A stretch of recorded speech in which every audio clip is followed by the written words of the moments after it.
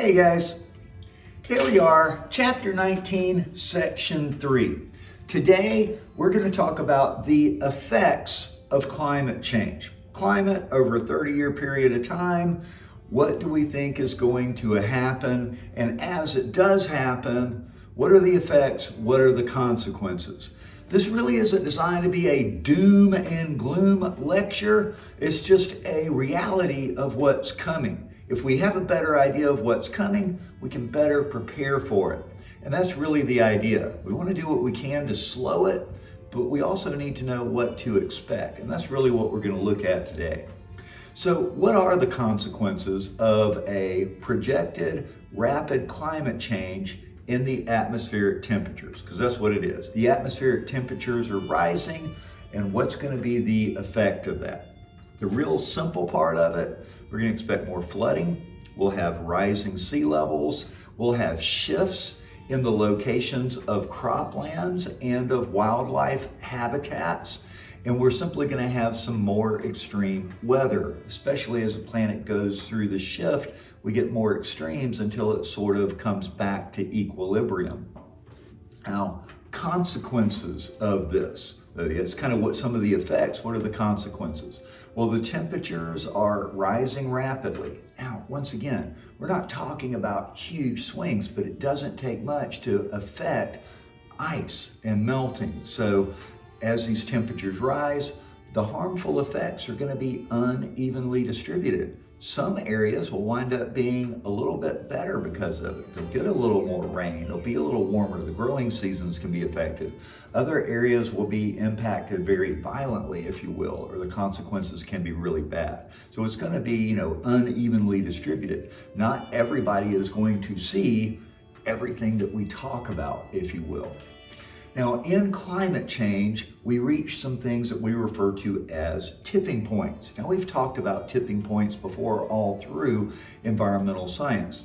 We address them because they're very important thresholds, because we know once we go beyond them, the consequences are inevitable. It's just a matter of time, especially when we realize carbon dioxide has about a 100-year life cycle. Once it's in the atmosphere, it's up there between 50 and 200 years. So once we put it all up, even if we stop immediately, it's still there for around 100 years, and the greenhouse effect is going to continue. So this is what we mean by a tipping point. Once we reach it, then the slide downhill is inevitable. So let's go through some of these of what they are. First off, if the global temperatures rise 2 degrees from where it is now, that'll be a tipping point, and some of these things are going to happen no matter what we do. If the CO2 concentration goes above 450 parts per million, for the past 800,000 years, it oscillated up and down, hitting about 280 part per million at the highest. Well, we're currently at about 410, 415 on this. 450 we believe is a very solid tipping point. Melting of all the summer sea ice. Right now, it melts some in the summer and it grows back in winter. At the point where it's summertime, it's all melting. This is a tipping point. The collapse and melting of the Greenland ice sheet. If this occurs, once again, a tipping point. Severe ocean acidification. If the ocean becomes too acidic, then we can see a collapse of the phytoplankton populations. And once the drop in the phytoplankton population, then there's going to be a drop in the ability of the ocean to absorb CO2. Drop in phytoplankton hits the base of the food chain, but it also is not absorbing the CO2. Double whammy, if you will. A massive release of methane from thawing Arctic permafrost. There's a lot of methane trapped in the permafrost, all up through that taiga tundra area. And as that begins to thaw, it releases massive amounts of methane and CO2. Methane just being a more powerful greenhouse gas. The collapse or the melting of most of the western Antarctic ice sheet is where a lot of our big icebergs break off. But if that entire western sheet were to collapse, once again, a tipping point. And severe shrinkage or a collapse of the Amazon rainforest. We've seen a lot of shrinkage of it, but if the temperatures continue, there's a possibility that the Amazon rainforest could really become more of a savanna. Once again, these are severe tipping points that we're looking for. I want to be very careful and do everything we can to slow reaching them, because once those occur, then certain things are inevitable. Nothing we can stop. If you look at the graph back here, it's a picture of the North Pole ice cap. Now we're looking at the average minimum, in summertime. Now the yellow outline, that was from 79 to 2010, where the minimum ice melt used to be. The picture on the right is from 2012. So once again, it's always shrunk in summer, then it grows back in winter, right? Summer, winter, cold back. But the minimum that it used to shrink to was the yellow. 2012 shrank well below the yellow. Every summer we keep seeing these ice sheets getting smaller and smaller, and that's just what the graph on the right is showing. We have these normal ebbs and flows, but overall the ebbs and flow are showing a trend downward, meaning the ice is getting smaller and smaller and smaller.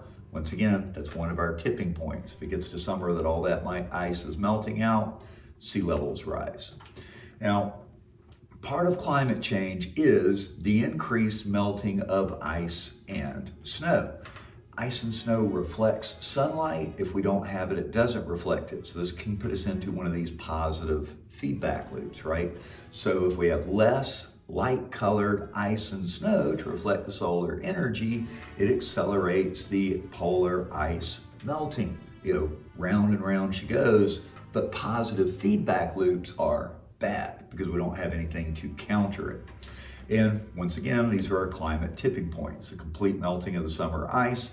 We expect this actually may happen by 2050. If the trend continues, then by 2050, we could see that actually occurring. Changes in the Arctic seawater temperature influence the jet stream. The more the jet stream slows down, then the warm water isn't carried as fast or as far. This has reaching effects on a lot of the planet. It even affects our polar vortex, how far down it pushes down. Once again, more extreme weather, if you will. Mountain glaciers are shrinking. We looked at that in some other pictures. There's a picture back here of some people standing. The blue color, that's water running off of the glacier, creating that chasm in the ice. But this is just a glacier melting. And mountain glaciers play a vital role in our water cycle.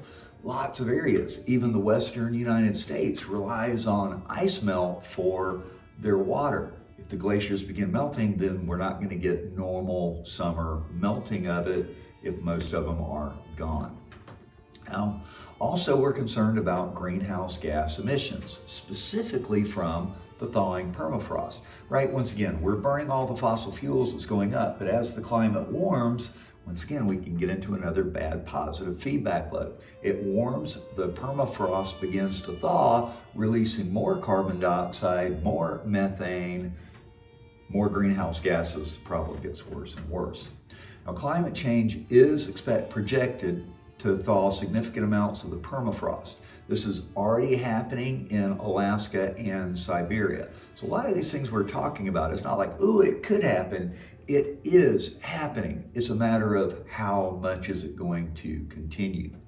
Once again, releases carbon dioxide, methane, and it's just accelerating the projected warming.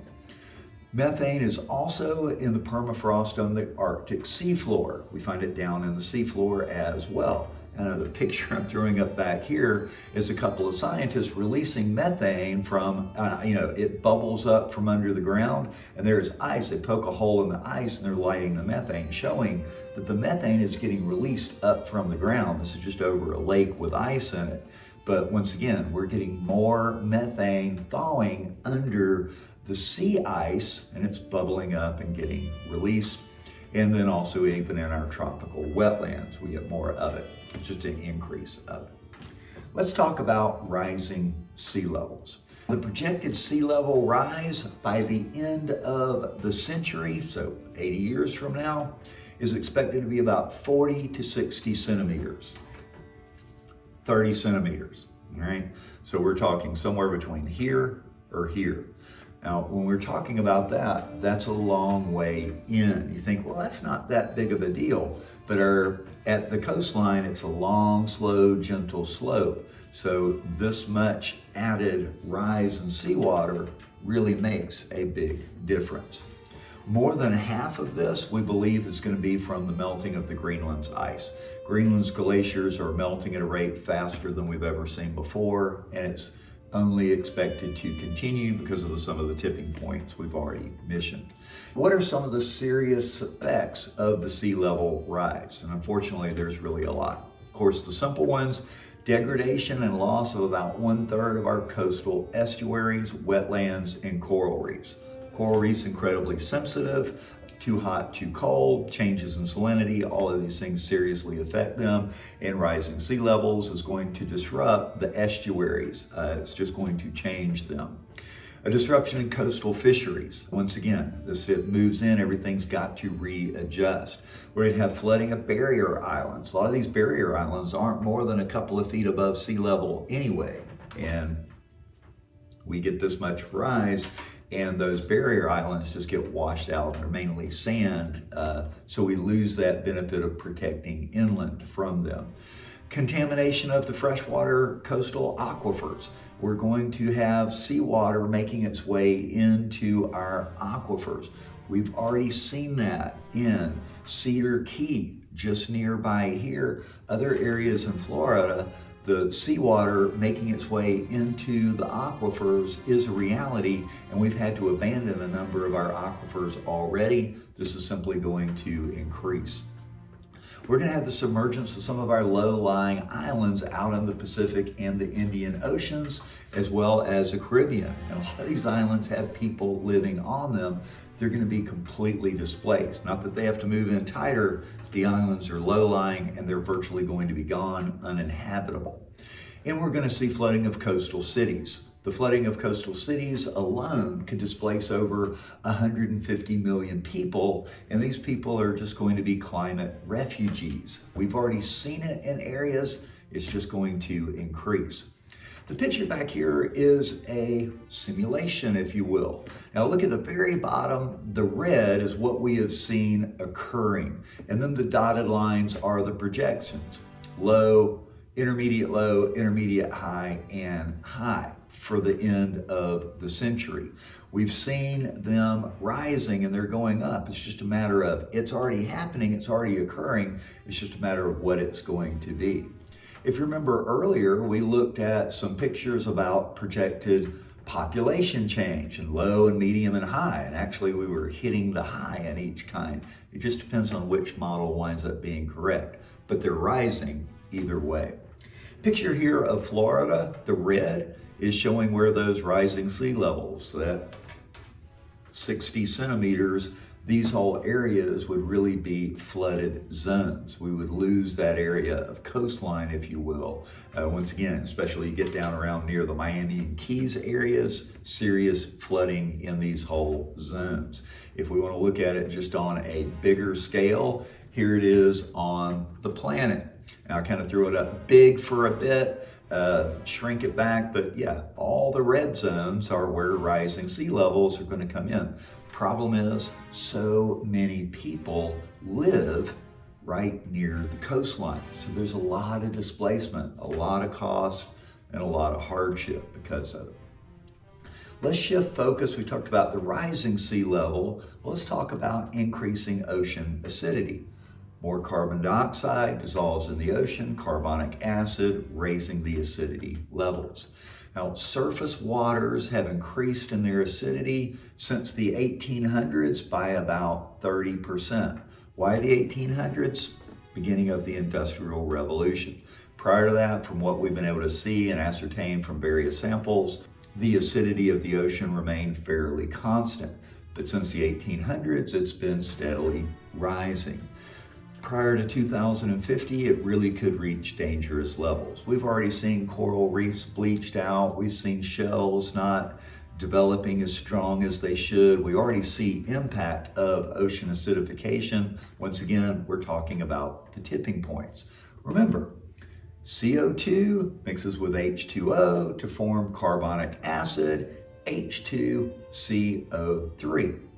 It's going to threaten corals, snails, any other organisms with shells, because this also, the carbonic acid, minimizes the amounts of carbonate, which is what they need to build their shells with.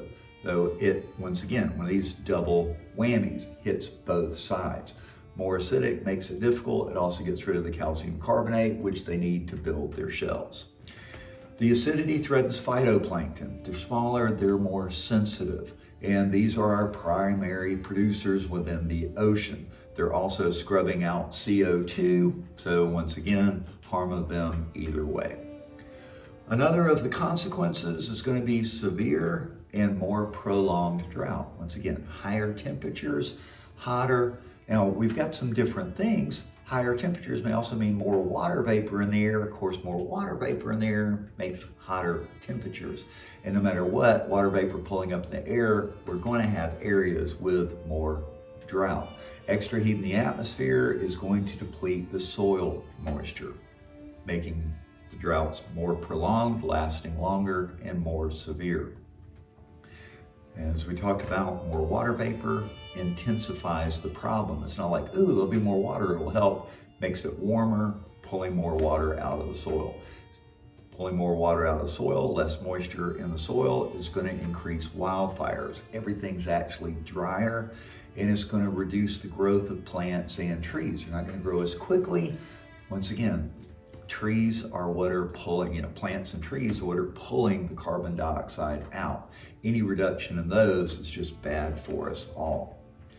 We also are going to expect more extreme weather. The intensified water cycle is going to bring flooding to some areas, but then the annual days of extreme heat are going to tend to dramatically rise. We've seen this already. We've seen the example of wildfires. Now, there's always been wildfires. We're just getting worse. Our extreme heat days, we've had them, but they're just getting more and more frequent. When you look in what are the highest days on record, they're all fairly recent dates. We don't have any that are, 100 years ago. They're all within the last 5-6 years. And we talk about the years on record, the average temperature, they're just the succeeding ones. We're seeing the consequences of it already. It's just a matter of how intense is it going to get. Some areas are actually going to experience colder winter weather due to the changes in the global air circulation patterns. Air circulation patterns like the polar vortex, the polar easterlies, they tend to stay more contained at the top. But as they change, the polar vortex can expand down. Now, it's not going to expand down the whole time, but it's going to shift around more than it tends to, and it's going to cause some more cold air in other areas. Once again, it's climate change. It's not going to be warming everywhere. It depends on where you are and how much these wind patterns, ocean patterns get changed. Also, we're going to have threats to biodiversity. We've learned the greater the biodiversity, the safer the system is. There's more checks and balances in the system. The less biodiversity, the systems tend to be weakened. They're not as healthy. Now, the Amazon rainforest, up to 85% of it, we fear, could be lost due to the warming. Once again, it could shift into more of a savanna than a rainforest, depending on how the temperatures shift. We're going to have extinctions just due to loss of habitat. We're seeing that already. Polar bears and penguins. The ice isn't coming out as far. It's longer before they can come and hunt in the areas, and we're seeing loss of life with them already. Species that live at very high elevations are at greater risk. Once again, forests come out, acid, everything combined, higher elevations are affected worse. Corals, we've seen bleaching of corals already from acidification and other reasons where they've died off. And then any kind of the species with limited ranges, right? Those that are endemic to an area. It's very limited range and that area changes, they may not be able to survive the changes. We're also seeing an increase in mountain pine beetles.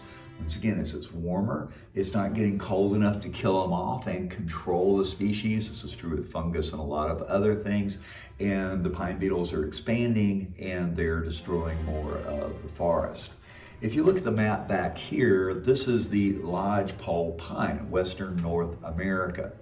Now the picture on the left is really what it's been. You see how it extends all the way down, even into, the southern part of California and down near into Texas. Well, the pine beetles are destroying more and more of them, and the whole lodgepole pine population is pushing farther north. You see the expected range, not as many of them, and what we have is all pushing farther north because it's getting warmer and warmer, and as it stays really warm, they're not surviving here because the pine beetles are not getting killed off by the cold weather, and the whole population of the pine is shifting northward.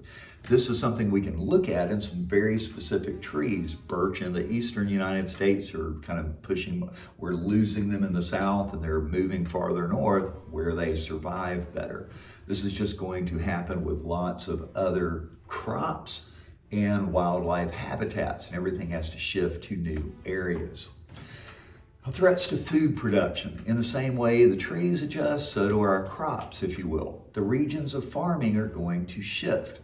We're going to have a decrease in some of the tropical and subtropical areas, and you're going to have an increase in some of the northern latitudes. In the southern areas, where it's hotter and hotter, we're not going to be able to grow as crops as much. Desert-like conditions are too hot, too much sun. But in the northern areas, they're going to have more extended growing periods. It's a little warmer. Once again, it's just going to shift. But up in these areas, we don't grow as much. The soil's not as fertile, so we're going to have less productivity.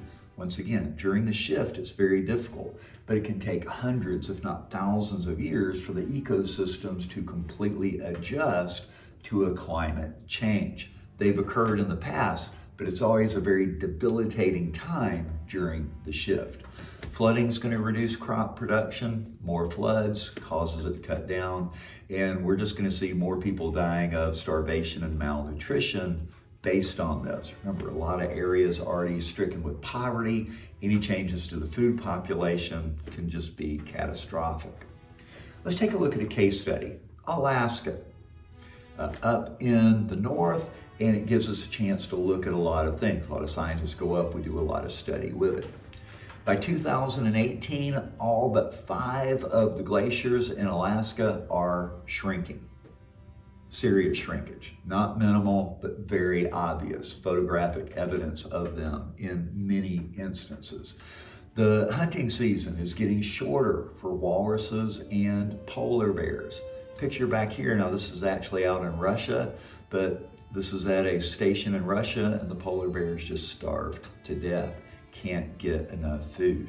Shorter hunting season, they're not able to get enough food, and we're seeing their numbers begin to decline. This is not some projected thing in the future, it's happening right now. There's an increase in coastal erosion. Once again, we're talking about Alaska right now. More flooding and more storm damage. We're having to move people already and try and find new areas for them to move into because the coastal towns they're in are already flooding and the storm damage is too great and they're having to move into new areas. There's increased summer thawing of the permafrost. More of it deeper down is thawing out than it used to, and we're seeing a lot more destruction of the beetles of the forest. This is a case study. What's happening right now in Alaska? Not some projected what may happen, what's going on right now. Now, obviously, with climate change, some of the consequences, there's threats to human health. national security, if you will, and our economies. Because if human health is down, our economy's weakened, it just makes any country more vulnerable during that time. We're going to have more heat-related deaths, heat stroke, what have you. Warmer climate, especially down in the south where it gets hotter. The conditions become more favorable for disease-transmitting mosquitoes and ticks. Once again, these things are going to move into areas that they didn't used to be. So malaria, dengue fever, ticks are going to move, or mosquitoes are going to move farther north, spreading more. Microbes, molds, and fungi, some of these things actually keep things in check, but they're going to be more favorable for microbes, molds, and fungi, which can cause illness as well. There's simply going to be an increase in photochemical smog. The warmer smog tends to happen in the warmer climate areas. More warmer areas, we're going to just see more smog from it. Some of the national security and economic effects, well, food and water scarcity. If food and water scarcity, poverty, when you start getting mass migrations, people are really in climate refugees. If we can't live here anymore, where are we going to go? This leads to political instability and just increased unemployment. All of these things are realities that we have to learn to deal with, if you will. These are just some of the things that we're looking at. We know they're coming. The better we plan for it, the better off we are. Now, what we're going to talk about next time is really what we can do to slow climate change. We want to make sure these changes are happening as slowly as possible, because the slower it happens, the better we're able to adapt. The faster they happen, the worse it is. So anyway, come back next time, guys, and we'll look at the things that we can do to slow it down.